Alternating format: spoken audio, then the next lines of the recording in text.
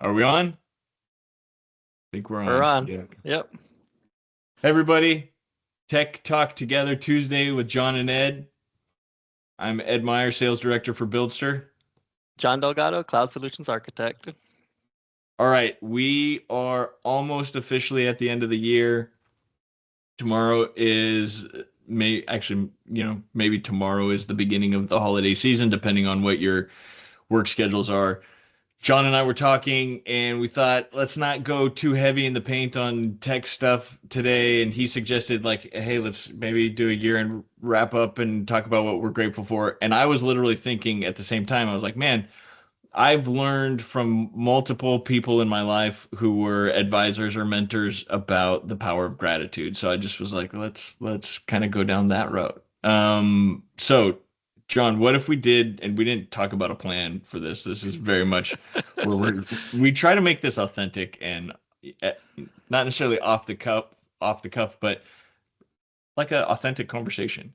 Yeah. So John, what I was thinking is, what if we each said like three things from the year that we're grateful for, and then we could talk about stuff at a high level of what we're working on and what we're looking forward to in 2025. Yeah, let's do it. Uh, first thing I'm definitely grateful for this year is my health. I'm very thankful that I haven't had any significant health issues at all. So, knock on wood, I've got a lot of cycling, a lot of pickleball, a lot of paddle boarding in this year, which is cool because my Strava year in sport, I was like, heck yeah, I got my 1,200 miles in this year and all sorts of activities. So I'm very thankful for that. Um, Another thing I'm super thankful was this all my uh, mentors, friends, family that are still here and supporting me and like shoot, I don't know what I would do without all of them because it's been a crazy year. I mean, I Mm. changed jobs, changed cities, changed basically my whole life around a little bit. So it's kind of kind of all over the place. So I'm super thankful that I still have a bunch of uh, relationships that are important to me that are still prospering, which is fantastic. And the last thing I'm super grateful for, absolutely, is just meeting a bunch of new people this year. Like um, you and I met this year, which has been a very great time here at Buildster for sure. And I'm super grateful that I've had you and Kyle and Sean and everyone here at the Buildster team basically welcoming, accepting, and uh, how we learn and grow and challenge each other. So being in a work environment like that is definitely a very positive thing for my mental health and my physical health and all of that. So super grateful for that. Great. I love all of those. The first thing that I was thinking, and I was like, should I start with this? Because it makes me sound like I'm being like a fanboy that, is trying to be like salesy about the value of Buildster. But the first thing I was thinking about was the fact that I'm really grateful for this job. Like the ability to work with people that you like, who all have the same vision as you, who all are striving for the mutual success of where we're going. To me, that's a game changer. So I love that. And I said this a bunch at reInvent, and I think the second time I said it, I was like, man, this sounds so it sounds stupid for me to say it, but it's true. I can't help but say it. I would still work this job. I would still do the work of helping grow Buildster and do sales work for the benefit of our customers and the AWS relationship, even if I had multiple exits and was independently wealthy, because I love the community of people and I love doing this work. Like the work itself is kind of like sometimes I feel like a sled dog who's like, mushing through the snow, and every time that whip cracks, I'm just like, yes, I love it. So I'm really grateful for this job and for this crew of people who are focused on this goal. So that's the first thing I was thinking of. Um, Similar to you, I've had a bunch of changes, changing jobs, moved from one place to a new city. I love where I live. It's amazing here. Um, Not going to tell everybody where that is because I don't want everybody to come to the awesome spot.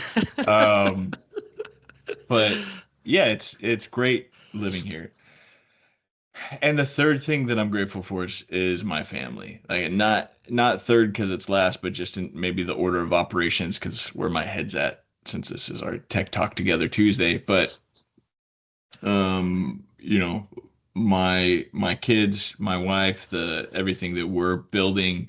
I was thinking today about the hard work of building an anchor platform for your kids to kind of so they have a great springboard to thrive off of and going like sometimes you don't get to live the most selfish way to satisfy everything for you, but I'm like in the end like it's such a beautiful thing that you're giving to multiple generations, and so having the ability to do that like is I'm very grateful for that. It's very rewarding. So those were the three things that popped into my head. Oh, I love it. I love it. And shoot, piggybacking off your point of this whole Buildster team and all of this and whatnot, like it's crazy how all of us, even though we're so different, we're also alike still.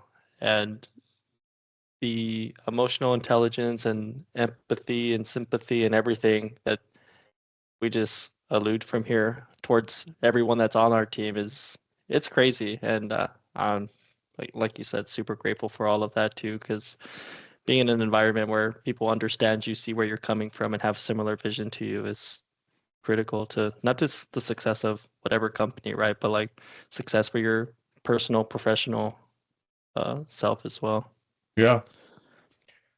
Okay. Do we want to talk about anything for the our strategic efforts for next year? Maybe we just tease it at a high level, and then next week we can really talk more about here's some of the things that we're already setting up strategic efforts into and where we're investing our time and energy for 2025. Yeah, just some. That's cool. Let's do a quick little O- preview, and then we can build on it. Okay. So, we maybe just at a high level, we've got two teams and potentially a third, but right now two teams that we're giving our dedicated focus to with AWS, and so that's really part of the place where we're diving deep with AWS being very intentional, getting very focused on specific verticals, and specifically focused on um, making sure that what we do, we're best in the world at. And we're, having that abundance mindset of going, it's kind of counterintuitive what I'm about to say, but I've realized making sure that we have the abundance mindset so we can say no is very key. Because if you have a poverty mindset, you try and capture everything and say yes to everything. But when you have this abundance mindset and you realize that there's so much value for everybody to have, you can say no to things. So like, no, we're not going to do that. No, we're not going to do that. And even when customers have come to us and said, "Hey, do this for us," we've said, "No, actually, we don't think you should do X. You should do Y."